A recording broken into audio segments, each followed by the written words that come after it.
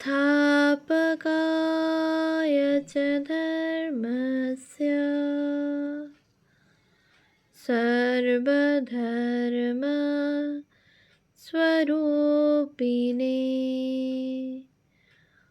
अवतार वरिष्ठाय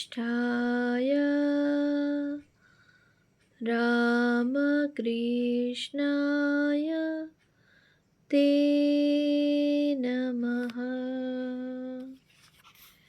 শ্রী শ্রী রামকৃষ্ণ লীলা প্রসঙ্গ দ্বিতীয় ভাগ, গুরুভাব উত্তরার্ধ এবং দিব্যভাব ও নরেন্দ্রনাথ।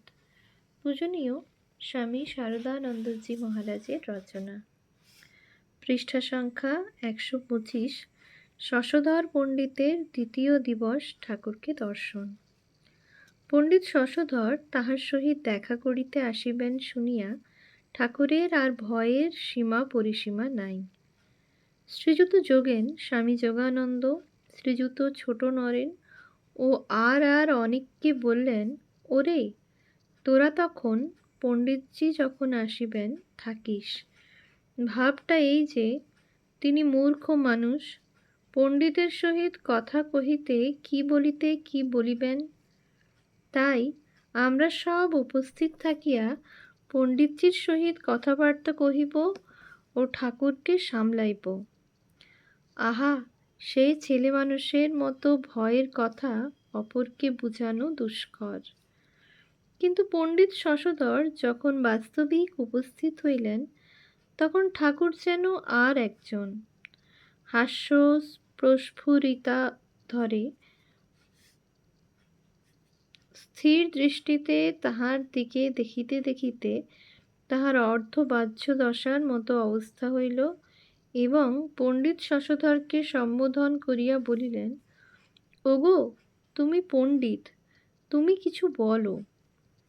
শশধর, মহাশয়, দর্শনশাস্ত্র পড়িয়া আমার হৃদয় শুষ্ক হইয়া গিয়াছে, তাই আপনার নিকটে আসিয়াছি ভক্তিরস পাইব বলিয়া।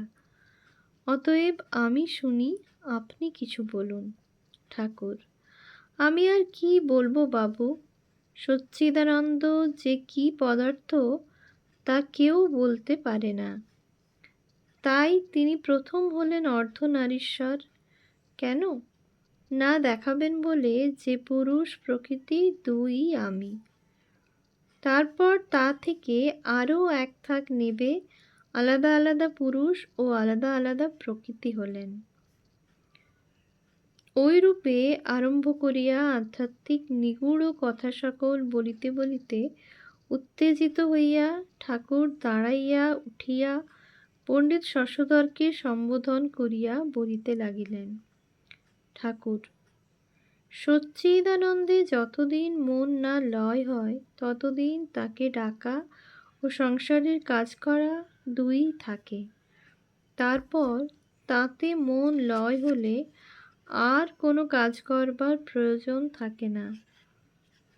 যেমন ধরো কীর্তন গাইছে, নিতাই আমার মাতা মত্ত হাতি, যখন প্রথম গান ধরেছে তখন গানের কথা, সুর, তাল, মান, লয় সকল দিকে মন রেখে ঠিক করে গাইছে। তারপর যেই গানের ভাবে মন একটু লয় হয়েছে তখন কেবল বলছে মাতা হাতি মাতা হাতি। পরে যেই আরও মন ভাবে লয় হলো অমনি খালি বলছে হাতি হাতি।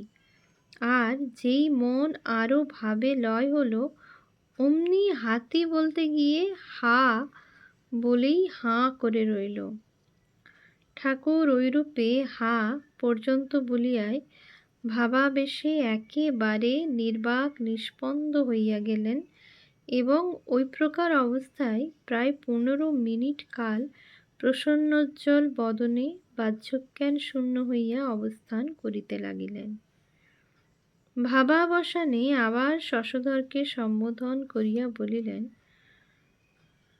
ঠাকুর, ওগো পণ্ডিত, তোমায় দেখলুম। অর্থাৎ সমাধি সহায়ে উচ্চ ভূমিতে উঠিয়া তোমার অন্তরে কিরূপ পূর্ব সংস্কার সকল আছে তাহা দেখিলাম।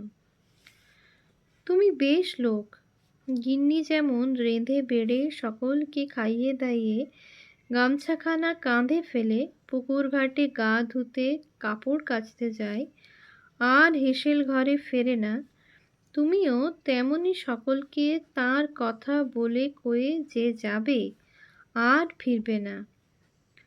পণ্ডিত শশধর ঠাকুরের ওই কথা শুনিয়া সে আপনাদের অনুগ্রহ বলিয়া ঠাকুরের পদধূলি বারংবার গ্রহণ করিতে লাগিলেন এবং তাহার ওই সকল কথা শুনিতে শুনিতে স্তম্ভিত ও আর্দ্র হৃদয়ে ভগবৎ বস্তু জীবনে লাভ হইল না ভাবিয়া অশ্রু বিসর্জন করিতে লাগিলেন।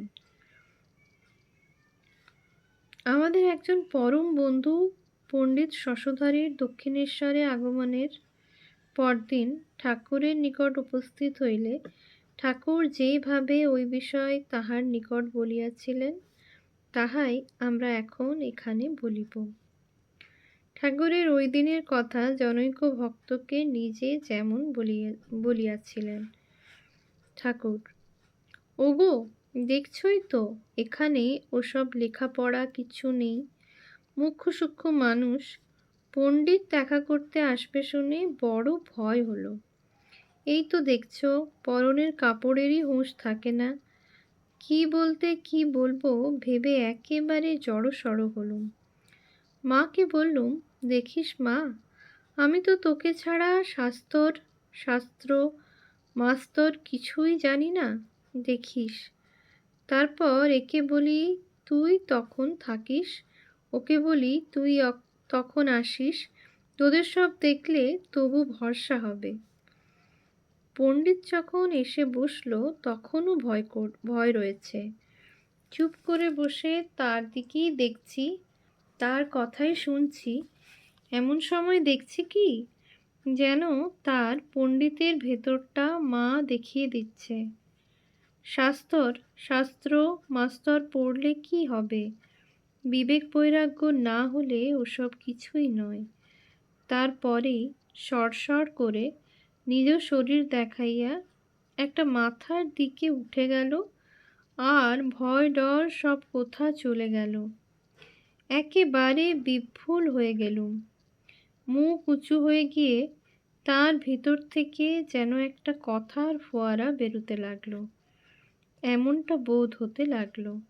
যত বেরোচ্ছে তত ভেতর থেকে যেন কে ঠেলে ঠেলে যোগান দিচ্ছে।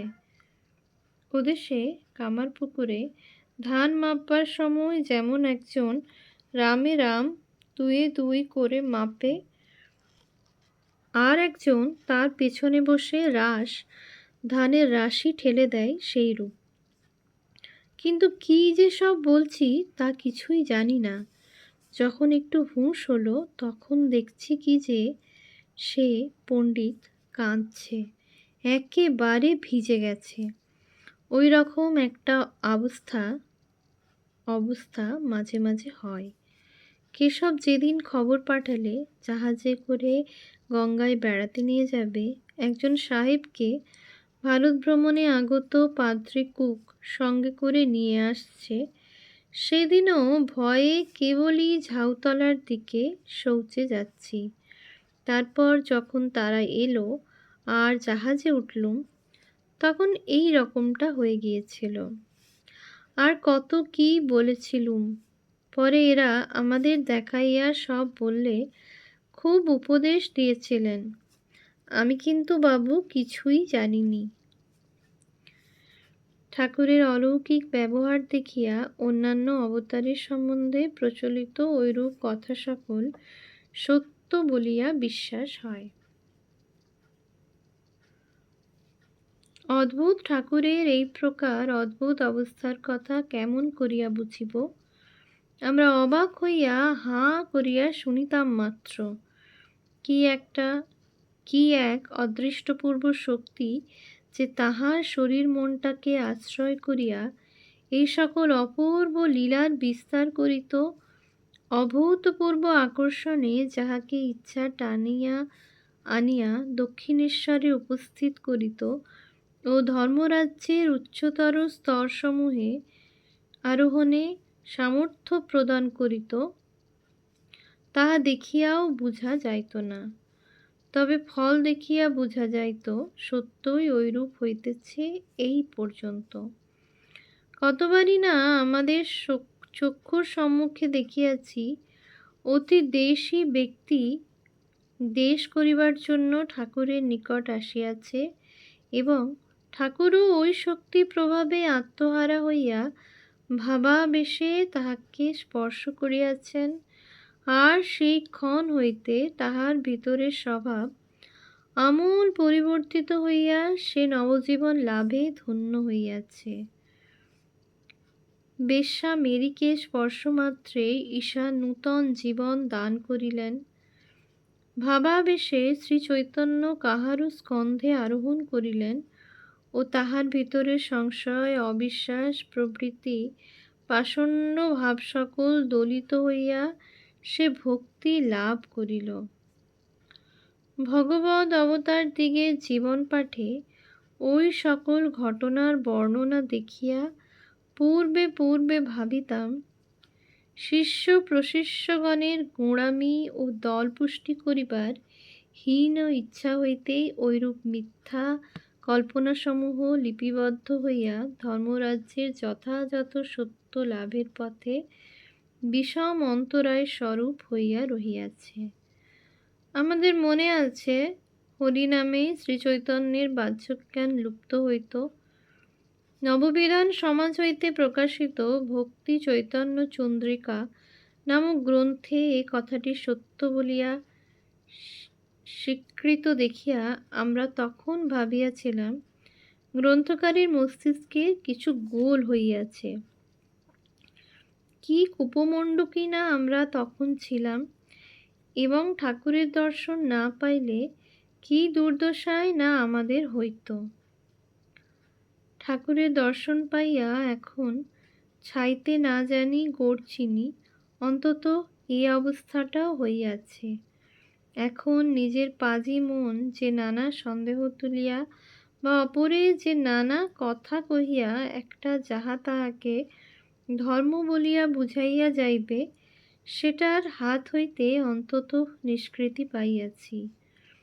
আর ভক্তি বিশ্বাস আদি অন্যান্য বস্তুর ন্যায় যে হাতে হাতে অপরকে সাক্ষাৎ দেওয়া যায়, এই কথাটিও এখন জানিতে পারিয়া অহেতুক কৃপা সিন্ধু ঠাকুরের কৃপাকণা লাভে অমৃতত্ব পাইব ধ্রুব বুঝিয়া আশাপথ চাহিয়া পড়িয়া আছি।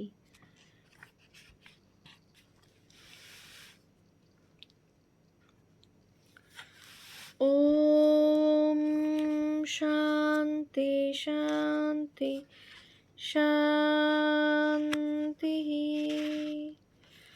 হরিঃ ওম তৎসৎ। শ্রীরামকৃষ্ণার্পণমস্তু।